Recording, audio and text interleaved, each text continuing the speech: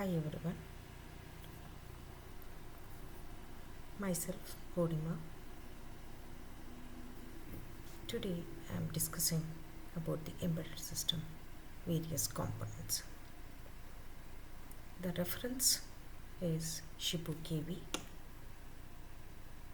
titled as Introduction to Embedded Systems by Tata MMC Grahill, 2nd edition publications. The typical embedded system, which includes various elements such as system core, memory, sensors, actuators and controllers, all together forms an embedded system. When the system core is considered, it can be of FPGA or it can be of ASIC or it can be of digital signal processor or it can be a system on chip. Similarly, when the memories we talk, the memories can be of read-only memory or random access memory. The sensors, the next component or element which is very important in embedded system is sensor, and the next is actuator and controllers. In this class, let us see what exactly the sensor and an actuator is. How these sensors and actuators plays an important role during the embedded system functionality. Before we discuss in detail these embedded systems, sensors and actuators in detail, let us see what's the application of these embedded systems. As we already know, the embedded systems, which are the combination of both the software and the hardware, designed for a specific function, that is interacting with the real world. When these embedded systems are interacting with the real world, they will be used either for the controlling purpose or for the monitoring purpose of the applications in the real world.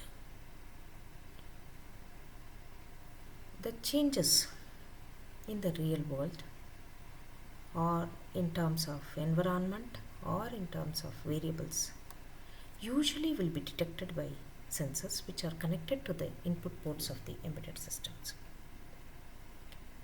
And when the change in the input environment, if it has to be observed, sensors are playing an important role. Similarly, when a embedded system is used for controlling purpose, the actuators plays an important role. If suppose an embedded system is designed only for the monitoring purpose, then there is no need to have an actuator to include. A typical example that we can see to understand this embedded system in detail is an ECG machine. This ECG machine, it is designed to measure the heartbeat status of a patient. It does only a specific task. What is the task? It can check only the signal, and it cannot control the heartbeat signal of a patient. That is where the difference. It can only monitor, it cannot control. These sensors, when they are incorporated in an ECG machine design, these sensors are incorporated in the form of electrode sets. Usually, these electrode sets are connected to the body of a patient. Through these electrodes, the variations are captured and presented to the user, usually a doctor, through the display or a printed chart. Now, coming to the important topic, that is sensor. How? Because it is one of the monitoring component which is connected to an embedded system. Let us see what the function of this sensor is and how it supports an embedded system to monitor some of the physical parameters. By definition, the sensors are the transducers which converts one form of energy into the another form of energy, either for the measurement or for control purpose. But when you go for these sensors, usually they converts, majority of the sensors converts physical parameters, physical variations into an electrical signal.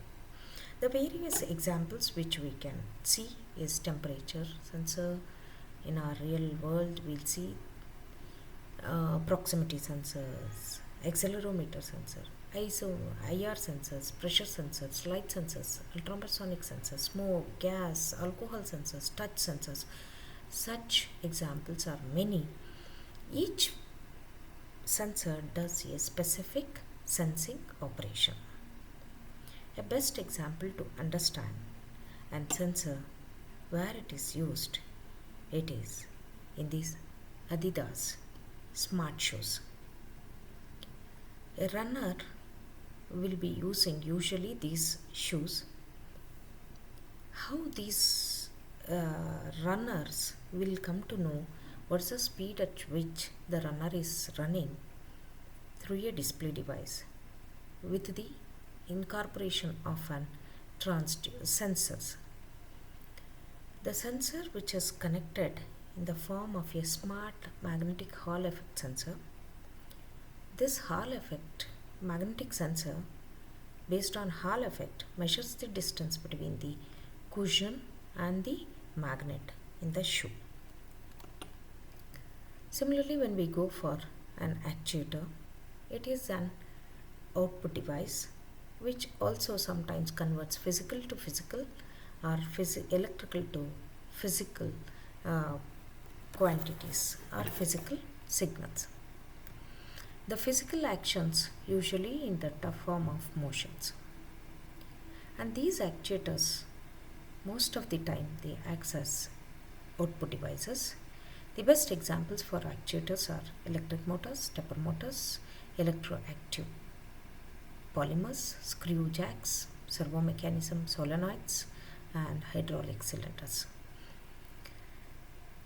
The one example which we witness with the embedded systems is the smartwatch, which has a light ambient sensor which will detect the surrounding light, and this actuator, the embedded system uses the actuator which will be in the form of electrical or electronic to adjust the brightness of the watch for better visibility. All the sensors and the actuators usually will be connected through the I/O systems to the external world. The sensors not directly connected to the embedded systems. Instead of that, we will have some signal conditioning, translating systems like analog to digital converter, optocouplers, etc. So now some of the sensors we'll discuss in briefly the next few slides. One of the output device, which is usually an actuator, it is an LED. This LED device in an embedded system, it is used for visual indication, which indicates the status of the signals or the situations such as device is on, battery low, charging of the battery, traffic signals, post office, digital logs, token indicators at banks, etc. When you look at these 7-segment LED, the LED displays, a single LED in the form can be connected to the embedded system, or they can be bunched and they can be formed as a 7-segment display to display a character or a digit. Here This particular picture illustrates a 7-segment display unit, how it looks. The 7-segment display, which will be available in the form of 10-pin IC, and in the two forms, this 7-segment LED display which is visible or which is available either as a common anode LED display or common cathode LED display. In a common anode LED display, all the anodes of the LEDs are connected to a common point and tied to plus 5 volts, leaving the cathode terminals free. When a particular LED has to be turned on by the embedded system, the embedded system has to input a low signal onto a common anode display device. The vice versa function is a common cathode LED display. All the cathodes are tied to a common point and connected to 0 volts, and all the LEDs, positive terminals or anode terminals, are left free. And when the LED has to be turned on, a segment of an LED has to be turned on, then the anode terminal has to be connected with the plus 5 volts power supply. The current flow into this particular each LED has to be limited to 20 milliamps always. This can be achieved by connecting a resistor to each of the LED segment before it is used within the embedded system.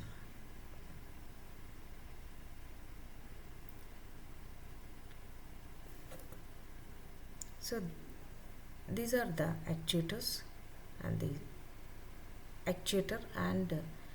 the sensors examples. Thank you.